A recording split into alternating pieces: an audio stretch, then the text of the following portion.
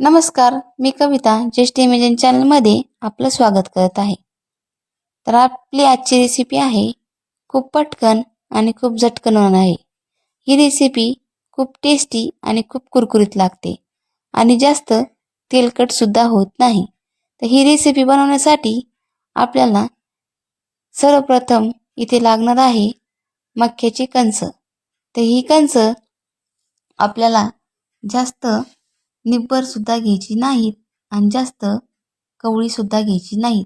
आणि हो, महत्त्वाची टीप म्हणजे आपल्याला ही रेसिपी बनवताना याच्यामध्ये एक थेंबसुद्धा पाण्याचा वापर करायचा नाही आहे. कारण याच्यामध्ये मक्याच्या कणसामध्येच खूप पाणी असतं, त्यामुळे आपल्याला याच्यामध्ये पाणी घालायची गरज नाही आहे. तर सर्वप्रथम आपण इथे हे मक्याचे कणीस आहे हे सोलून घेऊया. तर तुम्ही बघू शकता का आपण इथे जे मक्याचे कणस आहेत ते सोलून घेतलेले आहेत.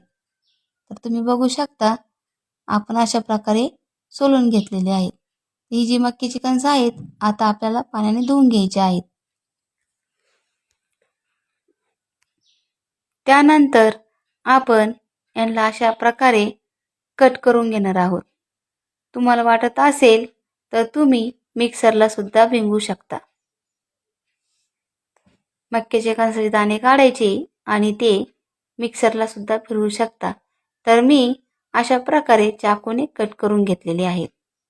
तर तुम्ही बघू शकता कट करण्याचं कारण काय आहे, याच्यामध्ये जे ढवळं बी असतं त्यावेळेस आपण जे बॅटर तयार करतो आणि आपण जे तळायला टाकतो त्यामध्ये ते बी फुटून आपल्या अंगावर सुद्धा उडू शकतं. त्या कारणामुळे आपण अशा प्रकारे कट करून घेत आहोत. तर तुम्ही बघू शकता आपण इथे सगळं कट करून घेतलेलं आहे. याच्यासाठी आपल्याला लागणार आहे बेसन पीठ, कांदा, ते कट केलेले आहेत ते दाणे, त्यानंतर लागणार आहे कोथिंबीर, त्याच्यानंतर लागणार आहे ओवा, हळद, जिरे, अद्रक लसूणची पेस्ट, हिरवी मिरची आणि चवीनुसार मीठ. तर तुम्ही बघू शकता अगदी थोडं साहित्य आहे. या थोड्या साहित्याच आपली रेसिपी तयार होणार आहे. बघू शकता तुम्ही. तर आपण आता हे एक एक मिश्रण याच्यामध्ये टाकून घेऊया.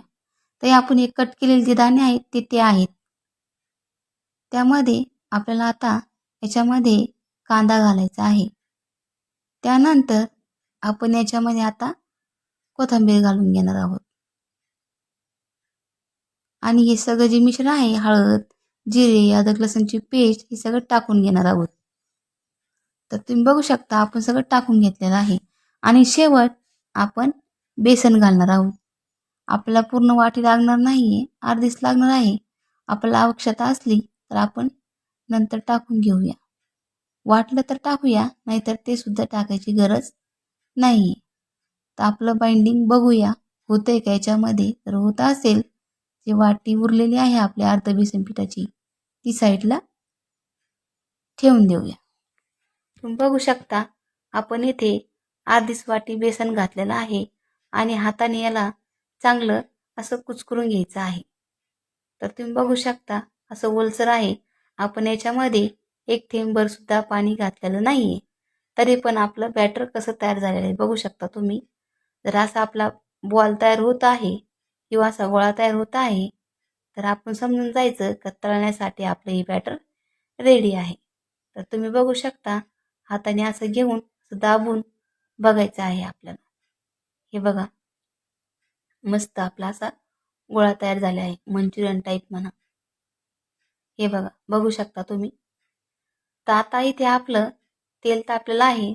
तेल सुद्धा आपल्याला जास्त गरम सुद्धा नाही करायचं आहे आणि जास्त थंड सुद्धा ठेवायचं नाही. तर आपलं जे तेल आहे आपल्याला मीडियम साईजवर ठेवायचं आहे. आणि जे आपण जे बॅटर घेतलेलं आहे हाताच्या साह्याने असा गोल गोळा करून त्याच्यात अलगद सोडायचा आहे, जेणेकरून आपल्या हाताला भाजणार नाही. एकदम जवळून सोडायचं आहे. तुम्ही बघू शकता आपण अशा प्रकारे तेलामध्ये गोल गोल गोळे करून सोडून घ्यायचं आहे.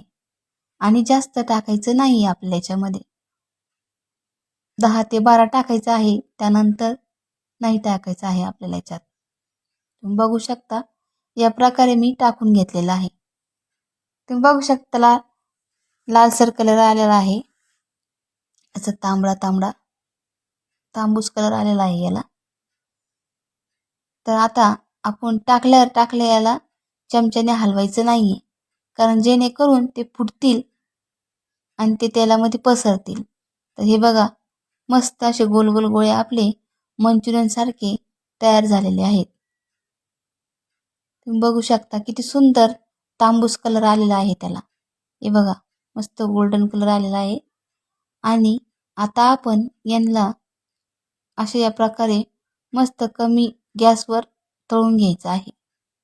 तर तुम्ही बघू शकता किती सुंदर कलर आलेला आहे याला आपल्या रेसिपीला. तर आपली ही भजी तयार आहेत. तर आपण आता हे सर्व करून घेऊया. तर आपण ही चटणीसोबत सुद्धा खाऊ शकतो, चपातीसोबत सुद्धा खाऊ शकतो आणि तसेही खाऊ शकतो. तर ही रेसिपी आहे माझ्या आजीची. आम्ही मामाच्या गावाला गेलो की आम्हाला हे मंचुरियन खायला भेटायचे, म्हणजेच मक्याचे भजे. तर ही रेसिपी आजी स्पेशल रेसिपी आहे माझ्या.